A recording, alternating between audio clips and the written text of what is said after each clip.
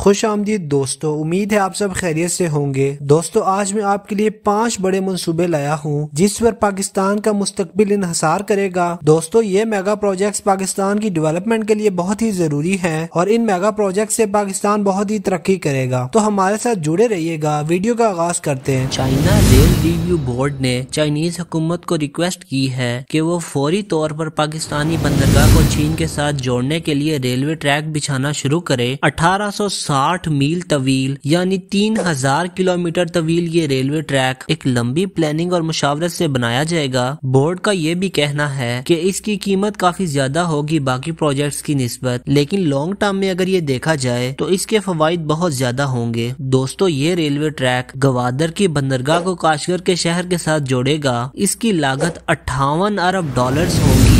دوستو یہ چین کے بیلٹ اینڈ روڈ انیشیٹو کا سب سے بڑا پروجیکٹ ہوگا اور چائنیز اور پاکستانی حکومت اس سے پر امید ہے کہ یہ مستقبل میں بہت فائدہ مند ہوگا۔ دوستو پاکستان کا ٹرانسپورٹ سسٹم بدلنے جا رہا ہے۔ یہ ممکن ہوا ہے چین کی لیٹسٹ ٹیکنالوجی اور انفراسٹرکچر سسٹم کے ذریعے۔ دوستو چین کا ریل ٹرانزٹ سسٹم دنیا کا بہترین سسٹم ہے۔ دنیا کی ٹاپ فاسٹسٹ ٹرینز میں سے 3 چین میں چلتی ہیں، جس میں سب سے ٹیکنیکلی ایڈوانس ٹرین چین کی مینگلیف ٹرین ہے۔ دوستو چین کا پورا ملک ٹرینز کی ریل لائنز اور سب وے سسٹمز پر مشتمل ہے۔ کہیں بھی آپ کو ٹریول کرنا ہو تو آپ آرام سے ٹرینز کے ذریعے کر سکتے ہیں اور چین کے کسی بھی شہر میں یا کسی بھی مخصوص علاقے میں جا سکتے ہیں۔ دوستو چین کا سب وے ہمارے اورنج لائن ٹرین یا میٹرو ٹرین جیسا ہوتا ہے، لیکن اس میں فرق یہ ہوتا ہے کہ یہ کئی گنا بڑا ہوتا ہے اور اس کے ساتھ یہ سب وے انٹرنیشنل سٹینڈرڈز پر مشتمل بھی ہوتا ہے اور اس میں کئی لگژری آرائشیں بھی ہوتی ہیں جو کسی بھی انٹرنیشنل ایئرپورٹ سے کمپیئر کی جا سکتی ہیں اور مسافروں کے لیے بہت سہولت بھی ہوتی ہے کیونکہ اس کا کرایہ بہت ہی کم ہوتا ہے۔ دوستو یہی سب سہولیات اور آرائشیں اب چین سے پاکستان ٹرانسفر ہو رہی ہیں اس ریل سسٹم کے ذریعے۔ یہ ریل سسٹم گوادر کی بندرگاہ کو چین کے صوبے کاشغر کے ساتھ جوڑے گا۔ دوستو یہ چین پاکستان سی پیک کا ون آف دا کوسٹیسٹ پروجیکٹس ہوگا جس کی لاگت 58 ارب ڈالرز ہوگی۔ یہ 3000 کلومیٹر طویل ٹریک نہ صرف مسافروں کے لیے آرام دہ ہوگا اور اس کا کرایہ بھی کم ہوگا، بلکہ یہ معاشی سرگرمیوں کو بھی تیز کرے گا۔ یہ ML1 منصوبے کے ساتھ منسلک ہوگا اور اس کی وجہ سے بہت سے سامان کی نقل و حمل بھی کی جا سکے گی، جس سے نہ صرف زر مبادلہ بڑھے گا بلکہ ملک ترقی بھی کرے گا۔ دوستو اس ریل سسٹم سے سینکڑوں نوکریاں بھی پیدا ہوں گی جو ملک کی ان ایمپلائمنٹ کو ختم کرنے میں ایک رول پلے کریں گی۔ دوستو سی پیک پاکستان کے لیے مستقبل کا ایک اہم منصوبہ ہے جو پاکستان کو تیز ترین معیشتوں میں سے ایک بنا دے گا۔ سی پیک کے دیگر اور سینکڑوں پروجیکٹس بھی ہیں جو مختلف سیکٹرز میں ہیں، خاص طور پہ انرجی سیکٹر، ہائی ویز اور انفراسٹرکچر پروجیکٹس۔ انتظامیہ تاجر برادری کی سہولت کے لیے راولپنڈی میں 5000 ایکڑ پر اکنامک زون قائم کرے گی۔ راولپنڈی کی ماسٹر پلاننگ میں 5000 ایکڑ کا اکنامک زون شامل ہے جہاں تاجر فیکٹریاں لگائیں گے اور مقامی لوگوں کو معاشی مواقع فراہم کریں گے۔ راولپنڈی شہر کی تفصیلات پہ جائیں تو راولپنڈی کیپٹل اسلام آباد کے ساتھ جڑا ہوا ہے اور دونوں کو ٹوین سٹیز کہتے ہیں، لیکن یہ سٹی پنجاب صوبے میں آتی ہے۔ راولپنڈی 6 اضلاع کا ایک ڈویژن ہے جس کا رقبہ 22.9 مربع کلومیٹر ہے۔ راولپنڈی ڈویژن میں 22 تحصیلیں ہیں اور ڈویژن کی کل آبادی 11.4 ملین ہے۔ راولپنڈی ڈویژن میں 72.25% کی لٹریسی ریٹ ہے اور ڈویژن میں 12 یونیورسٹیاں اور 5 خصوصی انسٹیٹیوشنز ہیں۔ ڈویژن میں سالانہ ترقی پروگرام 2023 سے 24 کے تحت 180,000 ملین روپے کی کل 544 اسکیمیں ہیں اور ترقیاتی اسکیموں میں اب تک 33% فنڈنگ استعمال ہو چکی ہے۔ اس وقت راولپنڈی میں مختلف میگا پروجیکٹس پر کام جاری ہے۔ راولپنڈی رنگ روڈ کا فیز 1 راولپنڈی کو نئی شکل دینے والا ایک میگا پروجیکٹ تیزی سے مکمل کیا جا رہا ہے۔ راولپنڈی رنگ روڈ کے ساتھ مختلف اکنامک کوریڈورز بنائے جائیں گے تاکہ راولپنڈی میں مقامی صنعت کو فروغ دے کر زیادہ سے زیادہ معاشی مواقع فراہم کیے جا سکے۔ تاجر برادری کی تجویز پر راولپنڈی میں ماسٹر پلاننگ کے تحت 5000 ایکڑ پر مشتمل اکنامک زون بنایا جائے گا۔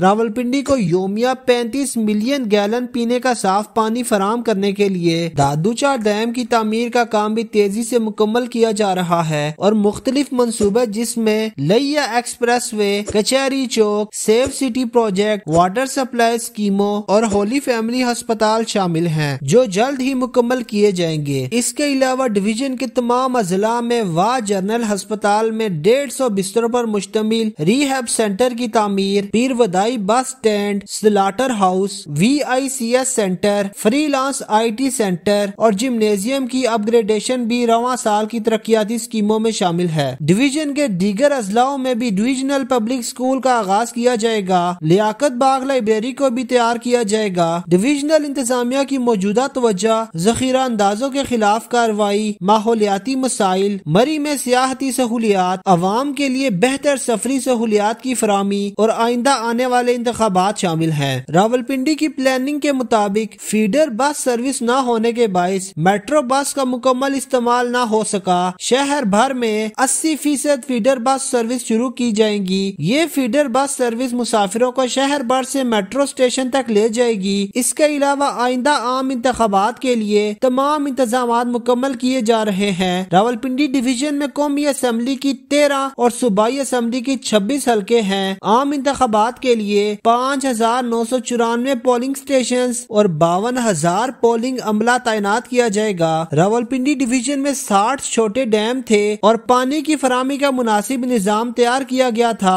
آب پاشی کا رقبہ 17,000 ایکڑ سے بڑھا کر 42,000 کر دیا گیا ہے اور چھوٹے ڈیموں کے پانی کی فراہمی کے نظام کو مکمل طور پر فعال کر کے اسے 80,000 ایکڑ تک لے جانے کا ہدف ہے۔ پاکستان اور چین نے ملٹی بلین مین لائن 1 منصوبے کو شروع کرنے پر اتفاق کیا ہے، جسے چین پاکستان اقتصادی راہداری کی ریڑھ کی ہڈی سمجھا جاتا ہے۔ ایک لمبے انتظار کے بعد ML1 منصوبے پر ڈیل ہو چکی ہے اور اس پر کام بھی شروع ہو چکا ہے۔ دوستو، پاکستان کی ML1 ریلوے اگر اسٹریٹجک پوائنٹ سے دیکھا جائے تو یہ معاشی ترقی کا واحد گیٹ وے بن سکتی ہے، لیکن پاکستان نے اسے کبھی بھی اس نظر سے نہیں دیکھا، بلکہ وہی پرانی کراچی پشاور ریلوے لائن جو 1800 کلومیٹر سے بھی طویل ML1 کو گھسیٹ کر چلاتی رہی اور مشکل سے مسافروں کی نقل و حمل کا بوجھ برداشت کرتی رہی۔ ماضی میں پاکستان نے اسے نہ تو اپ گریڈ کیا اور نہ ہی اس میں کچھ اضافہ کرنے کی کوشش کی۔ دنیا کی ریلوے لائنز نارمل سپیڈ جو پکڑتی ہیں وہ 300 کلومیٹر فی گھنٹہ کی رفتار ہے، جبکہ وہی ML1 ریلوے صرف اور صرف 100 کلومیٹر تک سپیڈ پکڑ سکتی ہے، کبھی کبھی تو 50 کلومیٹر یا اس سے بھی کم تک گر جاتی ہے۔ حالیہ اس لائن پر صرف ایک طرف دن میں 34 ریلوے ٹرینز چلتی ہیں، لیکن اسے اپ گریڈ کرنے کے بعد اس کی تعداد 171 ہو جائے گی۔ اسی کے ساتھ ساتھ مسافر ٹرین کی تعداد ابھی 40 ہے، اپ گریڈ کے بعد وہ 80 ہو جائے گی۔ سالانہ مسافروں کی بات کی جائے تو اس وقت 5 کروڑ مسافر سفر طے کرتے ہیں، جبکہ اپ گریڈ کے بعد یہ نمبر 10 کروڑ ہو جائے گا۔ اب منصوبے کی پلاننگ فیزز کی بات کریں تو کرنٹ اپ ڈیٹس کے مطابق منصوبہ 2 مرحلوں میں تعمیر کیا جائے گا۔ پہلے مرحلے میں کراچی سے ملتان تک 930 کلومیٹر ریلوے لائن بچھائی جائے گی۔ اس سیکشن میں 2022 کے دوران سیلاب کی زد میں آنے والے ریلوے انفراسٹرکچر کو بھی بین الاقوامی معیار کے مطابق اپ گریڈ کیا جائے گا۔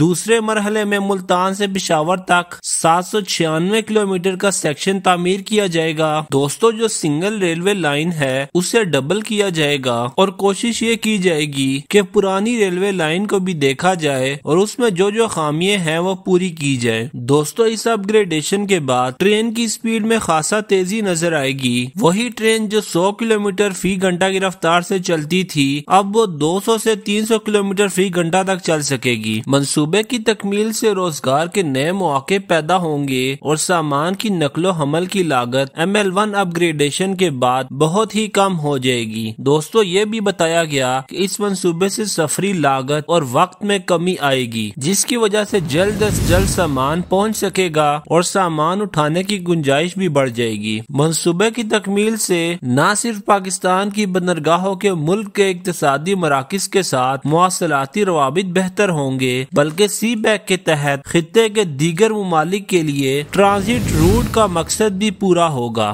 دوستو، ابتدائی طور پر جب اس منصوبے کا اعلان کیا گیا تو ML1 کراچی اور لاہور کے مضافاتی علاقے شادرہ کے درمیان زیادہ تر ڈبل ٹریک ریلوے لائن پر مشتمل تھا۔ شادرہ سے پشاور تک سڑک بنیادی طور پر سنگل ٹریک پر مشتمل تھی۔ کراچی سے شادرہ کے درمیان پورے ٹریک کو ڈبل کرنے کا تعمیراتی کام جنوری 2016 میں مکمل ہوا اور اس کا افتتاح بھی اس ٹائم ہوا۔ دوستو اب ML1 ریلوے کے اپ گریڈیشن کے کچھ فوائد کی بات کریں تو ٹنلز، پانی میں سرنگیں اور متعدد پل اس میں شامل کیے جائیں گے۔ کراچی کی طرف لالا موسیٰ سے 900 کلومیٹر جنوب میں واقع ML1 ریلوے ٹریک کو بھی اپ گریڈ کیا جائے گا تاکہ 25 ٹن ایکسل لوڈ کی گنجائش والی گاڑیاں اس سے گزر سکیں۔ ٹیکسلا سے حویلیاں تک ایکسپر بھی تعمیر کیا جائے گا۔ اس کے ساتھ حویلیاں شہر کے قریب ڈرائی پورٹ بھی قائم کیا جائے گا۔ ML1 ریلوے ٹریک کی پوری لمبائی کمپیوٹرائز سگنل سسٹم پر مشتمل ہوگی۔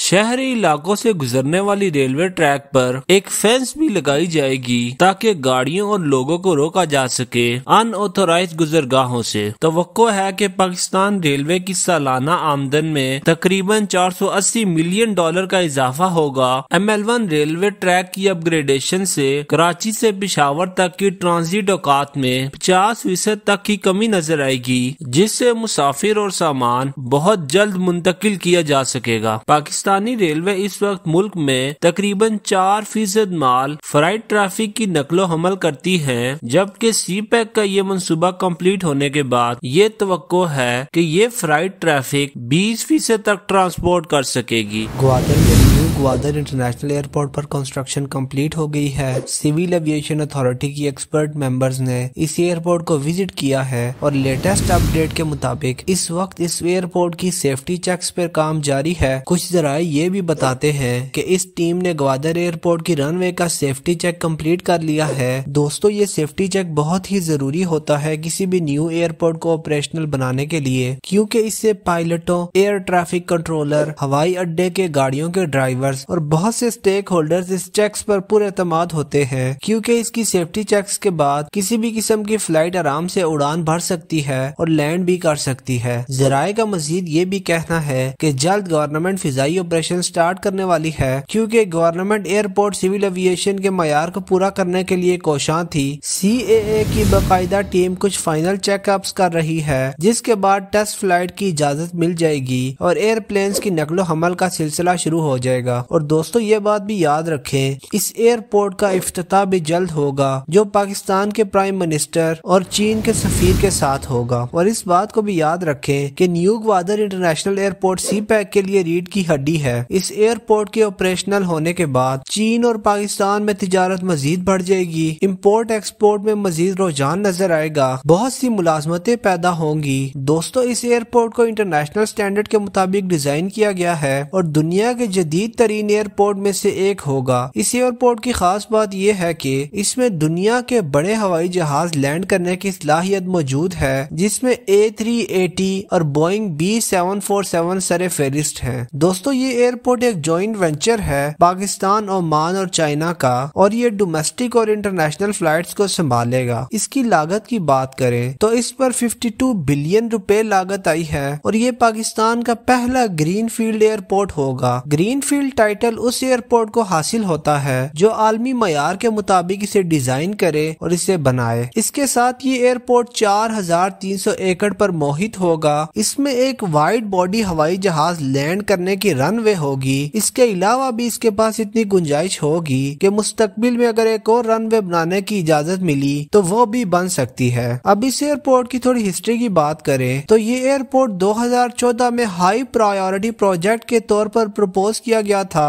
اور 2015 میں یہ اپروو ہوا۔ اس پروجیکٹ کی فنڈنگ ایک گرانٹ ایگریمنٹ کے تھرو ہوئی جو چین اور پاکستان کے درمیان 2017 میں سائن ہوئی تھی۔ اس کی گراؤنڈ بریکنگ سیریمنی 2019 میں ہوئی اور اسے 2022 کے اختتام تک کمپلیٹ ہو جانا تھا، تاہم کچھ وجوہات کی وجہ سے کمپلیٹ نہیں ہو سکا۔ اب اس ایئرپورٹ کی لوکیشن پر نظر ثانی کریں تو نیو گوادر بین الاقوامی ہوائی اڈا بلوچستان کے جنوب مغربی بحر عرب کے ساحل پر گوادر شہر شہر کے موجودہ ہوائی اڈے سے 26 کلومیٹر شمال مشرق میں واقع ہوگا۔ ہوائی اڈے کے لیے خریدی گئی زمین مکران کوسٹل ہائی وے کے ساتھ واقع گوردانی میں واقع ہے۔ اس گرین فیلڈ ہوائی اڈے میں ایک جدید ٹرمینل عمارت بھی ہوگی جو 14,000 میٹر اسکوائر رقبے پر پھیلی ہے۔ اس میں ایک کارگو ٹرمینل بھی ہوگا جس کی ابتدائی ہینڈلنگ کی گنجائش 30,000 ٹن سالانہ ہوگی۔ دوستو یہ کارگو ٹرمینل بہت ہی ضروری ہوتا ہے اگر کوئی بھی ملک امپورٹ ایکسپورٹ کرنا چاہتا ہے۔ اس کارگو ٹرمینل کی مدد سے چین اور پاکستان میں آرام سے ٹریڈنگ ہو سکے گی۔ ٹرمینل جدید سہولیات سے آراستہ ہوگا اور مسافروں کے آرام اور سہولت کو بہتر بنا کر محفوظ آپریشنز کو یقینی بنائے گا۔ دوستو گزشتہ ہفتے میں ملٹیپل MOUs پر سائن ہوئے ہیں $10 بلین کی مالیت کے۔ یہ انویسٹمنٹس 4 بڑے سیکٹرز میں ہوں گی جن کا فوکس برآمد پر مبنی ہوگا، یعنی پاکستان کی ایکسپورٹس بڑھانے کے لیے یہ انویسٹمنٹس مخصوص کی جائیں گی۔ دوستو یہ معاہدے پاکستان اور چین کی پرائیویٹ کمپنیز کے مابین طے پائیں گے جو پاکستان کی معاشی نمو کو یا اکنامک گروتھ کو فروغ دیں گے۔ دوستو یہ جوائنٹ وینچر جن 4 انڈسٹریز پر انویسٹمنٹ کرے گی ان میں ٹیکسٹائل، زراعت، فوڈ اور کار سپیئر پارٹس کی مینوفیکچرنگ سر فہرست ہیں۔ دوستو کار سپیئر مینوفیکچرنگ ایک ایسی انڈسٹری ہے جس کی وجہ سے پاکستان کی اکانومی کو بہت بوسٹ ملے گا، کیونکہ پاکستان کے 70 سے 80% گاڑیوں کے حصے امپورٹس ہوتے ہیں جس کی وجہ سے گاڑیوں کی قیمت بھی بڑھتی ہے۔ اس انڈسٹری کے آپریشنل ہونے کے بعد نہ صرف سپیئر پارٹس آرام سے ملیں گے وہ بھی اچھے ریٹ میں، بلکہ گاڑیوں کی قیمتوں میں بھی کافی کمی نظر آئے گی۔ دوستو پاکستان کا ایک بڑا منصوبہ چین کو ایکسپورٹس کرنے کا ہے تاکہ دونوں ممالک میں درآمد اور برآمد کی شرح کو برابر کیا جا سکے۔ اسی مد میں پاکستان گزشتہ اکتوبر میں قائم ایک پروٹوکول کے مطابق کراچی سے تازہ مرچوں کی اپنی افتتاحی کھیت روانہ کرنے کی تیاری کر رہا ہے۔ یہ اقدام چین کے $10 بلین کے سالانہ مرچوں کے درآمدی بل کے جواب میں ہے، جس میں مرچوں کی 3 شکلوں میں برآمد کا منصوبہ ہے: تازہ، پیسٹ اور پاؤڈر۔ مزید یہ کہ چین کو حلال گوشت برآمد کرنے کے لیے ایک پروٹوکول قائم کیا گیا ہے۔ ابلے ہوئے گوشت کی ترسیل آنے والے ہفتوں میں شروع ہونے کی امید ہے۔ چینی حکومت نے پاکستانی زرعی مصنوعات تک ترجیحی رسائی دینے پر رضامندی ظاہر کی ہے۔ اس ترجیحی رسائی کی تفصیلات باشمول آزاد تجارتی معاہدے کے تحت ڈیوٹی میں کمی فی الحال سٹیک ہولڈرز کی مشاورت سے واضح کی جا رہی ہے۔ اس کے ساتھ ٹیکسٹائل سیکٹر میں China chamber of commerce for imports and exports of textiles یعنی CCCT نے پاکستان سے ٹیکسٹائل کی درآمد بڑھانے کی حمایت کا اظہار کیا ہے۔ وزارت تجارت کا مقصد CCCT کی درآمد کا 10% حصہ منتقل کرنا ہے، جس سے چین کو ٹیکسٹائل کی مجموعی برآمد میں اضافہ ہوگا۔ اس وقت CCCT کی کل ٹیکسٹائل برآمدات کی بات کی جائے تو وہ $320 بلین ہیں۔ اس اقدام سے پاکستان کو بہت فائدہ ہوگا۔ اس کے ساتھ ایکسپورٹ مقاصد کے لیے فوڈ انڈسٹری میں ایک چینی سرمایہ کار کے ساتھ صحرائے چولستان کے 10,000 ایکڑ رقبے پر مونگ پھلی کی کاشت کے لیے ایک پروٹوکول پر دستخط بھی ہوئے ہیں۔ یہ سب انڈسٹریز پاکستان کی معیشت کو مستحکم کریں گی اور بجٹ ڈیفیسٹ کو کم کریں گی۔ اس کے ساتھ ان انڈسٹریز میں لوکل فارمرز کو بھی کئی حد تک منافع ہوگا، وہ اپنی مصنوعات اچھی قیمت میں بیچ سکیں گے